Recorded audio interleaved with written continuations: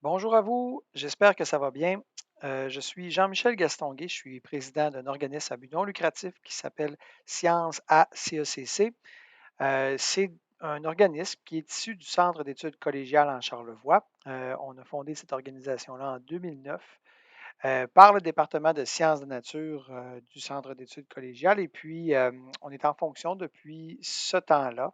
C'est nous qui opérons en particulier l'Observatoire astronomique de Charlevoix, que probablement plusieurs d'entre vous connaissez. Donc, ce que j'ai décidé de faire aujourd'hui, c'est de vous faire une présentation rapide de notre projet de géoparc dont vous avez peut-être déjà entendu parler un petit peu. Donc, première chose que je veux vous dire, c'est qu'en 2014, grâce à une subvention de l'entente de partenariat régional en tourisme, on a pu obtenir une subvention qui nous a permis de mettre en place un centre d'interprétation qui allait vraiment démystifier l'origine météoritique de la région de Charlevoix. Vous le savez, Charlevoix a été frappé par une météorite il y a environ 400 millions d'années. Oui, c'est un événement extrêmement ancien pour nous, mais c'est clair que si on met ça en perspective sur l'ensemble de l'âge de la Terre, pour la Terre, c'est un événement qui est quand même assez récent. Et grâce à cette belle image de l'Agence spatiale canadienne, on a une bonne idée de ce qui reste de l'ancien cratère d'impact météoritique qui est grandement érodé et qu'on appelle astroblème de Charlevoix. Donc, on peut voir un pourtour ici dans les montagnes qui s'étire entre les hauteurs de Baie-Saint-Paul, qui est juste ici, jusque dans les hauteurs de la Malbaie, donc Cap-Alec, tout ça, avec les montagnes qui s'en vont vers la Noyer, Mont-des-Morios, Mont-du-Lac-des-Cygnes et ainsi de suite. Donc, il y a une bonne partie de l'ancien cratère d'impact météoritique qui est disparu avec le temps. Le fleuve est là. Il faut comprendre que 400 millions d'années dans l'histoire de la Terre, c'est quand même suffisamment de temps pour qu'il se passe bien des choses qui ont eu tendance à transformer le paysage depuis l'impact en tant que tel. Donc, nous, avec nos activités scientifiques, éducatives à l'Observatoire astronomique et surtout l'Observatoire de l'astroblème de Charlevoix, on s'est dit qu'on aimerait vraiment amener la portée de nos activités éducatives à un autre niveau. Puis on n'est pas les seuls à avoir pensé à ça. En fait, l'Organisation des Nations Unies pour l'éducation, la science et la culture, l'UNESCO, a décidé il y a quelques années de créer un concept dans le but que les gens d'un peu partout dans le monde s'approprient ces concepts-là. C'est le concept de géoparc mondial UNESCO. Donc, en ce moment, vous voyez une image du géoparc mondial UNESCO de Percé qui est pour le moment le seul géoparc mondial UNESCO au Québec. Donc, selon la définition de l'UNESCO, ce sont des espaces géographiques unifiés où les sites et paysages de portée géologique internationale sont gérés selon un concept global de protection, d'éducation et de développement durable. L'approche des géoparcs part toujours de la base. Donc, il faut comprendre que ce ne sont pas des commandes du gouvernement qui va dire OK, vous autres, vous allez faire de Charlevoix un géoparc. Mais quand on dit que ça part de la base, ben, c'est un peu ce que nous, on est en train de faire. On est un petit organisme à but non lucratif issu du Cégep. On est bien implanté dans la région de Charlevoix et on travaille justement à mettre en valeur la région de Charlevoix selon ce concept-là. On associe dans le concept la conservation et le développement durable et on veut vraiment impliquer le plus possible les communautés locales. C'est un concept qui devient de plus en plus populaire. En effet, on compte à ce jour 161 géoparcs mondiaux UNESCO qui sont dans 44 pays. Donc, il faut comprendre que les géoparcs peuvent être dans des endroits où est-ce qu'il y a des canyons, des falaises remplies de fossiles, des endroits où on peut même voir des empreintes de dinosaures, comme on voit le jeune homme en haut à gauche, des endroits où ils sont intimement reliés au volcan qui est dans leur secteur. Ici, on dirait un lac, là, mais effectivement, ce n'est pas juste un lac, c'est vraiment une caldeira de volcan qui est remplie d'eau. D'autres endroits où ce sont des grottes vraiment spectaculaires. Il y a plein d'endroits sur Terre qui ont vraiment quelque chose d'important à raconter au niveau de leur histoire géologique. Alors, nous avons la prétention, en tant que Charlevoisin, que notre région doit faire partie aussi du réseau des géoparcs mondiaux UNESCO. Donc, on a mené l'an dernier une étude de faisabilité qui nous a permis disons, dresser les grandes lignes du futur géoparc de Charlevoix. Puis la première chose qui en est ressortie, c'est qu'il fallait qu'on aille chercher l'ensemble du territoire de Charlevoix, donc le contour des deux MRC, la MRC de Charlevoix et la MRC de Charlevoix-Est seraient le contour du futur géoparc de Charlevoix. Aussi, quand on va voir le système d'information géominière du Québec, que je vais aller vous montrer juste ici, c'est un site web auquel vous avez accès, vous aussi. Oups, attendez un petit peu. Et qui, vous voyez ici, on a Charlevoix, vous reconnaissez facilement les locaux de Québec qui est juste ici. Alors, quand on vient voir la région de Charlevoix, on peut faire afficher toutes sortes d'informations par-dessus notre carte. Et si on fait juste afficher la géologie régionale, pardon, générale de la région, alors on peut voir différentes couleurs là, par-dessus la carte. Toutes ces couleurs-là, ce qu'il faut comprendre, c'est que ça représente des grands ensembles géologiques. L'histoire de la région de Charlevoix est vraiment impressionnante.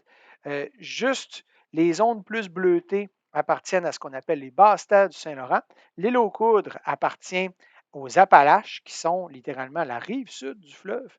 Et les autres zones, ça appartient à ce qu'on appelle la province de Grenville en géologie ou plus communément le bouclier canadien. Donc, on a vraiment des zones géologiques qui ont des origines qui sont différentes. Et puis, écoutez, si je fais juste vous afficher la géologie régionale, la géologie donc détaillée de la région, on se rend compte là, que des couleurs, il y en a vraiment tout partout. Et ça nous montre la cartographie géologique de la région. Ça nous montre la diversité des affleurements rocheux. Puis, une des choses qui est vraiment intéressante, c'est que en bordure du fleuve, à cause des glaces, des marées, ça nettoie vraiment la rive et à ce moment-là, on a vraiment accès facilement aux affleurements rocheux pour pouvoir découvrir un peu plus l'histoire géologique de la région. Ailleurs, c'est un peu plus difficile parce qu'il y a quand même pas mal de végétation, comme vous le savez. Donc, c'est aussi ce passé géologique-là qu'on veut mettre en valeur, pas seulement celui qui est lié au fameux impact météoritique. Oui, c'est la bougie d'allumage, cet impact-là pour notre projet, mais il y a quand même toute une histoire avec tout ça. Donc, ça fait vraiment partie de l'éducation qu'on veut amener en lien avec ça. Puis aussi, on veut que les gens de Charlevoix soient fiers d'appartenir à un territoire qui a vraiment une origine qui distingue notre territoire à l'échelle mondiale. Donc, ce qu'on va commencer à faire dans notre projet de géoparc, c'est vraiment des activités avec, si on veut, le saut étampé Géoparc de Charlevoix. Donc, ces activités-là, il va en avoir dans les parcs nationaux, à la fois de la CEPAC et de Parc Canada, donc du côté de Pointe-Noire. On le sait, il y a plusieurs organisations régionales qui offrent des superbes activités récréo-touristiques, de la Via Ferrata, des tours guidés, on parle aussi de kayak, on peut parler de randonnée pédestre. Donc, il y a toutes sortes de belles activités récréo-touristiques qui se font déjà dans un super beau réseau de sentiers. Il y a des visites guidées et aussi des activités éducatives qui se font dans des centres d'interprétation ou même sur le terrain. Bien, toutes ces entreprises-là qui offrent ces activités-là, c'est génial tout ce qu'elles font. Mais on pense qu'on peut vraiment fédérer ces entreprises-là et ajouter des contenus éducatifs qui sont en lien avec la fameuse géologie, l'histoire géologique de la région. Donc, on en a rencontré, on a vraiment rencontré la plupart de ces entreprises-là déjà. Et il va nous rester vraiment à signer des ententes avec elles dans les prochaines semaines, mais on se dirige vraiment vers un beau regroupement d'entreprises pour la prochaine saison. Donc, comme vous le comprenez, l'idée d'un géoparc, c'est vraiment de fédérer ensemble les forces régionales qui fait qu'on va donner une cohésion à ces activités-là et que pour monsieur, madame, tout le monde qui arrive de l'extérieur, qui vont venir dans la région de Charlevoix, ils vont vraiment avoir l'impression qu'il y a une cohésion et donc une complémentarité aussi dans les différentes activités auxquelles ils peuvent participer dans la région. On s'entend que nos activités ne s'adressent pas nécessairement à tout le monde. On s'adresse vraiment aux familles, aux gens qui sont très curieux de nature. Et c'est vraiment le genre de clientèle qu'on recherche pour le Géoparc de Charlevoix. Puis aussi, ben, on espère développer cette curiosité-là chez des gens qui n'auraient pas nécessairement par défaut été tentés par le genre d'activité à volet éducatif vraiment qu'on va travailler à mettre en place. Mais on va peut-être leur donner le goût, puis peut-être leur développer une nouvelle passion. Ce serait vraiment encore mieux de cette manière-là. Donc, ce que je peux vous dire, c'est que pour l'an 1, On travaille à différents volets. Un plan directeur, on a vraiment travaillé un montage financier sur 5 ans. C'est déposé chez on l'espère, futur partenaire qui va vraiment vouloir embarquer avec nous pour les 5 prochaines années. Ensuite, on travaille à la documentation éducative, site web, images de marque, aussi une signalisation de géosite. Tout ce à quoi on travaille en passant, on a donné des contrats à que des entreprises régionales pour nous aider dans ces différents volets-là qu'on a besoin de mettre en place pour notre première année. On va travailler, moi et d'autres scientifiques, au développement de nouveaux endroits aussi dans Charlevoix qu'on veut mettre en valeur. Pour le moment, on a déjà sur notre site web de l'Observatoire un répertoire de 25 géosites qui ont quelque chose d'intéressant à raconter au niveau de l'histoire géologique de notre région. Alors, on va en ajouter des géosites supplémentaires. Il y a des finissants de sciences de la nature qui travaillent en ce moment des capsules vidéo éducatives en lien avec une dizaine de ces géosites-là. On va aussi travailler avec Tourisme Charlevoix à mettre en place un pôle éducatif dans la partie plus ouest de la région, parce que, comme vous savez, l'Observatoire de l'astroblème, c'est plus du côté de la Malbaie. On va peut-être même en ajouter aussi plus à l'est. Je ne peux pas vous en dire plus pour le moment. On travaille à beaucoup, beaucoup de choses et il faut comprendre que ça, c'est vraiment avec l'appui financier du Centre d'études collégiales en Charlevoix, de Mission Développement Charlevoix, du Bureau de la capitale nationale, du Centre de développement local et entrepreneurial, de la Société d'aide au développement des collectivités et aussi de Tourisme Charlevoix. On les remercie beaucoup. Nous autres, ça nous a vraiment donné une belle énergie pour continuer d'avancer dans ce projet-là.